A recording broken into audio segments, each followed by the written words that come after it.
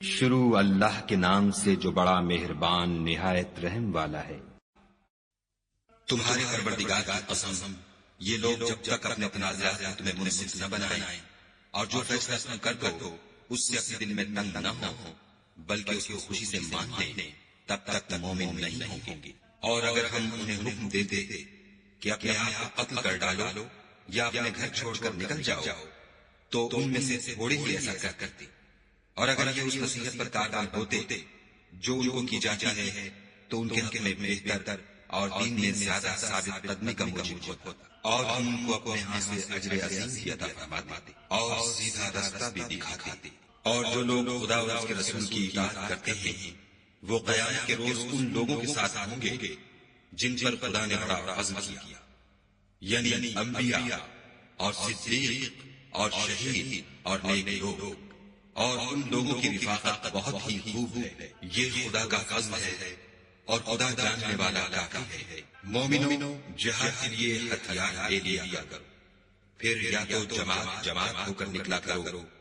یا سب اکٹھے کوچ کیا کرو۔ اور تم میں کوئی ایسا بھی ہے کہ عملاً دیر لگاتا ہے، پھر اگر تم پر کوئی مصیبت پڑ جائے تو کہتا ہے کہ خدا نے مجھ پر بڑی مہربانی کی کہ میں ان میں موجود نہ تھا۔ اور اگر خدا تم پر فضل کرے تو اس طرح سے کہ گویا تم میں اس میں دوستی تھی ہی نہیں، افسوس کرتا اور کہتا ہے کہ کاش میں بھی ان کے ساتھ ہوتا تو مقصد عظیم حاصل ہوتا۔ تو جو لوگ آخرت کو خرید لیتے اور اس کے بدلے دنیا کی زندگی کو بیچنا چاہتے ہیں ان کو چاہیے کہ خدا کی راہ میں جنگ کریں، اور جو شخص خدا کی راہ میں جنگ کرے پھر شہید ہو جائے یا غلبہ پائے ہم قریب اس کو بڑا ثواب دیں گے۔ اور تم کو کیا ہوا ہے کہ خدا کی راہ میں اور ان بے بس مردوں اور عورتوں اور بچوں کی خاطر نہیں لڑتے جو دعائیں کیا کرتے ہیں کہ اے پروردگار ہم کوئی شہر سے جس کے رہنے والے ظالم ہیں نکال کے کہیں اور لے جا، اور اپنی طرف سے کسی کو ہمارا حامی بنا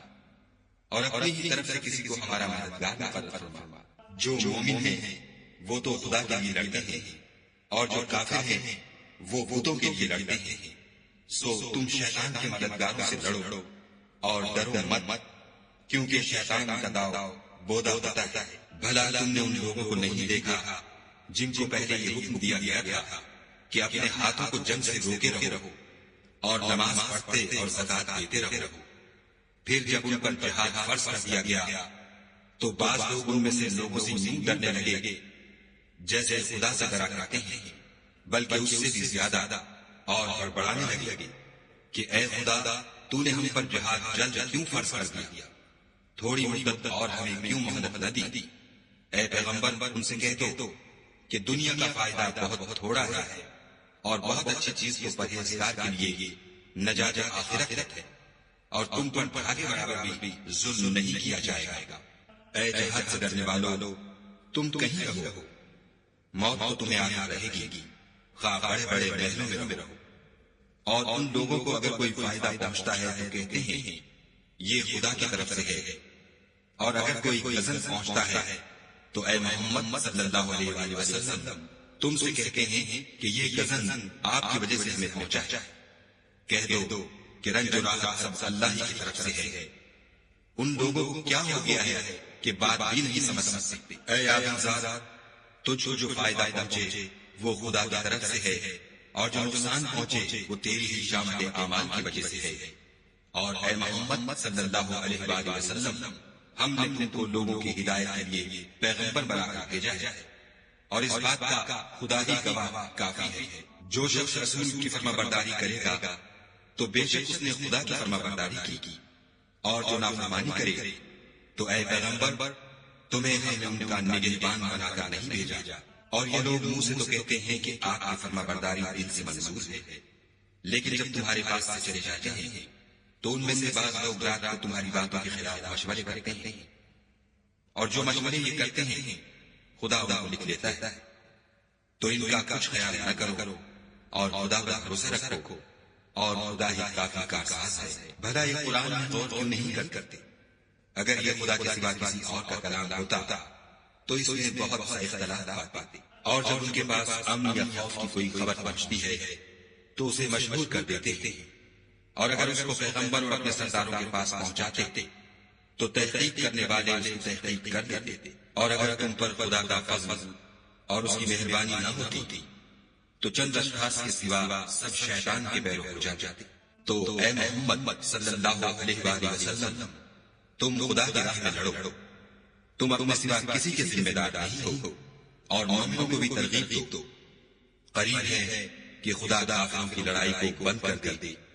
اور خدا لڑائی کے اعتبار سے بہت سخت ہے اور سزا کے لحاظ سے بہت سخت ہے۔ جو شخص نیک بات کی سفارش کرے تو اس کو اس کے ثواب میں سے حصہ ملے گا، اور جو بری بات کی سفارش کرے اس کو اس کے عذاب میں سے حصہ ملے گا، اور خدا ہر چیز پر قدرت رکھتا ہے۔ اور جب تم کو کوئی دعا دے تو جواب میں تم اس سے بہتر کلمے سے دعا دو یا انہی لفظوں سے دعا دو، بے شک خدا ہر چیز کا حساب دینے والا ہے۔ خدا وہ معبود برحق ہے کہ اس کے سوا کوئی عبادت کے لائق نہیں۔ وہ قیامت کے دن تم سب کو ضرور جمع کرے گا، اور خدا سے بڑھ کر بات کا سچا کون ہے؟ تو کیا سبب ہے کہ تم منافقوں کے بارے میں دو گروہ ہو رہے ہو، حالانکہ خدا نے ان کو ان کے کرتوتوں کے سبب عہدہ کر دیا ہے؟ کیا تم چاہتے ہو کہ جس شخص کو خدا نے گمراہ کر دیا ہے اس کو رستے پر لے آؤ، اور جس شخص کو خدا گمراہ کر دے تم اس کے لیے کبھی بھی رستہ نہیں پاؤ گے؟ وہ تو یہ چاہتے ہیں کہ جس طرح وہ خود کافر ہیں اسی طرح تم بھی کافر ہو کر سب برابر ہو جاؤ۔ تو جب تک وہ خدا کی راہ میں وطن نہ چھوڑ جائیں ان میں سے کسی کو دوست نہ بنانا۔ اگر ترک وطن کو قبول نہ کریں تو ان کو پکڑ لو اور جہاں پاؤ قتل کر دو، اور ان میں سے کسی کو اپنا رفیق اور مددگار نہ بنانا، مگر جو لوگ ایسے لوگوں سے جا ملے ہوں جن میں اور تم میں صلح کا عہد ہو، یا اس حال میں کہ ان کے دل تمہارے ساتھ یا اپنی قوم کے ساتھ لڑنے سے رک گئے ہوں، تمہارے پاس آ جائیں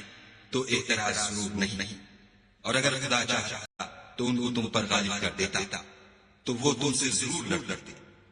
پھر اگر وہ تم سے جنگ کرنے سے کنارہ کشی کریں اور لڑیں نہیں اور تمہاری طرف صلح کا پیغام بھیجیں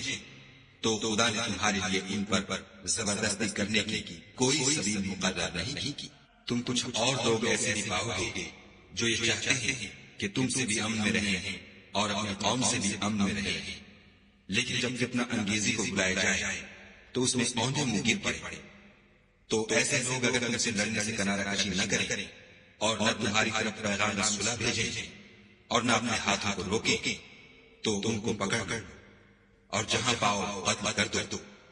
ان لوگوں کے مقابلے میں ہم نے تمہارے لیے سند سری مقرر کر دی ہے، اور کسی مومن کو شایع نہیں کہ مومن کو مار ڈالے مگر بھول کر،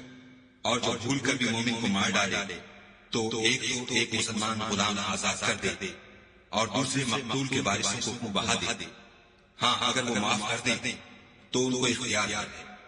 اگر مقتول تمہارے دشمنوں کی جماعت میں سے ہو اور وہ خود مومن ہو تو صرف ایک مسلمان غلام آزاد کرنا چاہیے، اور اگر مقتول ایسے لوگوں میں سے ہو جن میں اور تم میں صلح کا عہد ہو تو وارثان مقتول کو خون بہا دینا اور ایک مسلمان غلام آزاد کرنا چاہیے، اور جس کو یہ میسر نہ ہو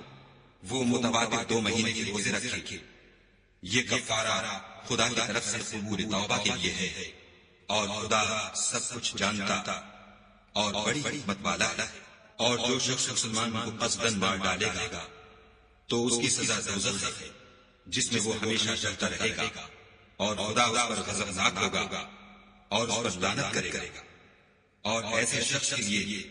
اس نے بڑا سخت عذاب تیار کر رکھا ہے۔ مومنوں، جب تم خدا کی راہ میں باہر نکلا کرو تو تحقیق سے کام کیا کرو، اور جو شخص تم سے سلام علیک کرے